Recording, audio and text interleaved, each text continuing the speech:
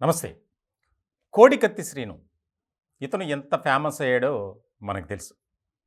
దాదాపు విశాఖ ఎయిర్‌పోర్ట్‌లో జగన్‌పై జరిగినటువంటి ఆ అటాక్ విషయంలో అరెస్ట్ అయినటువంటి కోడికత్తి శ్రీను 4.5 ఏళ్ల పాటు జైల్లోనే ఉన్నాడు.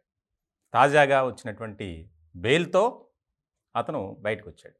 ఇలాంటి క్రమంలో ఈ 4 ఏళ్లలో కోడికత్తి శ్రీను విడుదలపై అనేక రకాలుగా ప్రజా సంఘాలు, దళిత సంఘాలు, ఆయా వర్గ ప్రజలు ఆందోళన, నిరసన కార్యక్రమాలు చేస్తూనే ఉన్నారు. ఇలాంటి సందర్భంలో ఆయన బెయిల్‌పై బయటకొచ్చారు. ప్రధానంగా ఇప్పుడు ఒక బ్రేకింగ్ న్యూస్ ఏంటంటే, కోడికత్తి శ్రీను రాజకీయాల్లోకి వచ్చారు. త్వరలో జరగబోయే అసెంబ్లీ ఎన్నికలకు సంబంధించి ఆయన పోటీ చేస్తున్నారు. వాస్తవానికి ఒక న్యాయమూర్తిగా పనిచేసినటువంటి జడా శ్రవణ్ కుమార్ ఆయన పెట్టినటువంటి పార్టీ ఏదైతే ఉందో జై భీమ్రావ్ భారత్ పార్టీ, అందులో తాజాగా ఆయన జాయిన్ అయ్యారు. ఇలాంటి సందర్భంలో కోడికత్తి శ్రీను కొన్ని కీలకమైనటువంటి వ్యాఖ్యలు చేశారు. ముఖ్యంగా చాలా నేను ఎన్నో ఇబ్బందులకు గురయ్యాను, నన్ను ఎన్నో విధాలుగా వేధించారు, పేదలకు ఎక్కడా కూడా న్యాయం జరగట్లేదు, పేదలకు న్యాయం జరగాలి, దానికి సంబంధించి అదే నినాదంతో నేను రాజకీయాల్లోకి రాబోతున్నా, మా సొంత నియోజకవర్గమైనటువంటి అమలాపురం నుంచి నేను పోటీ చేయబోతున్నాను అనేది ఒక ప్రకటన చేశారు. ఇప్పుడు ఇది రాజకీయ వర్గాల్లో ఒక ఇంట్రెస్టింగ్ టాపిక్గా మారింది. వాస్తవానికి వైఎస్ఆర్సీపీపై ఎన్నో రకాల ఆరోపణలు, విమర్శలు వచ్చాయి. ముఖ్యంగా కావాలనే కోడికత్తి శ్రీనుకి బెయిల్ రాకుండా ఆ పార్టీలో ఉన్నటువంటి ముఖ్యమైనటువంటి నేతలు అడ్డుకుంటున్నారు. అలాగే ఇప్పటి ముఖ్యమంత్రిగా ఉన్నటువంటి జగన్మోహన్ రెడ్డి గారు సాక్ష్యం చెబితే కోడికత్తి శ్రీనుకి ఖచ్చితంగా బెయిల్ వస్తుంది అనేది కూడా ఎక్కువగా డిమాండ్ వినిపించింది.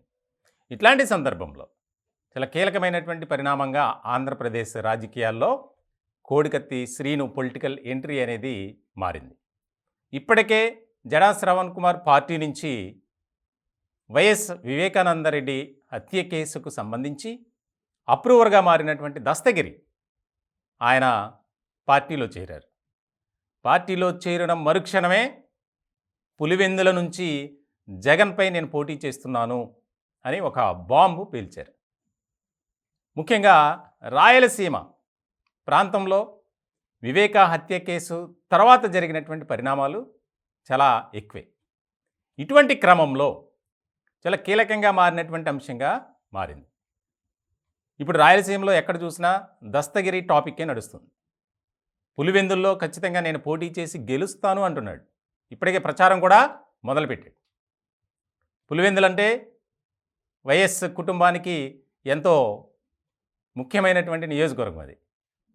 ఇలాంటి క్రమంలో దస్తగిరి అక్కడి నుంచి పోటీ, అమలాపురం నుంచి కోడికత్తి శ్రీను, మరి జడా శ్రవణ్ కుమార్ పార్టీలో ఇంకెంతమంది వస్తారు, ఎక్కడ నుంచి ఎంతమంది, ఏ నియోజకవర్గం నుంచి పోటీ చేస్తారు అనేది రాజకీయ వర్గాల్లో కొద్దిగా ఆసక్తికరమైనటువంటి పరిణామంగా మారింది. మొత్తానికి కోడికత్తి శ్రీను వ్యవహారంపై, ఆయన పొలిటికల్ ఎంట్రీపై తాడేపల్లిలో ఒక విస్తృత స్థాయిలో ప్రచారం జరుగుతుంది. ఇది కావాలని వైసీపీ ఓట్ బ్యాంక్ను ఒక రకమైనటువంటి మరల్చడానికి ప్రయత్నం జరుగుతుంది. అమలాపురం, ఉభయ గోదావరి జిల్లాల్లో దళిత సామాజిక వర్గానికి సంబంధించినటువంటి ఓట్ బ్యాంక్ ఎక్కువ. ఇటువంటి క్రమంలో మరి ఏ రకమైనటువంటి కార్యాచరణతో ముందుకు వెళ్తారు? ఆయన ప్రకటించారు, త్వరలోనే నేను నియోజకవర్గం అంతా తిరుగుతా, నాకు జరిగిన అన్యాయం, ఈ 4.5 ఏళ్లలో జైల్లో నేను అనుభవించినటువంటి పరిస్థితులు, దళిత సామాజిక వర్గం పట్ల ఏ రకమైనటువంటి విచక్షణ ఉంది అనేది ప్రజలందరికీ వివరించి నేను ఓట్లు అడుగుతాను అని మాటలు మాట్లాడారు. సో ఇలాంటి నేపథ్యంలో చాలా కీలకమైనటువంటి అంశంగా కోడికత్తి శ్రీను పొలిటికల్ ఎంట్రీ అనేది మారింది.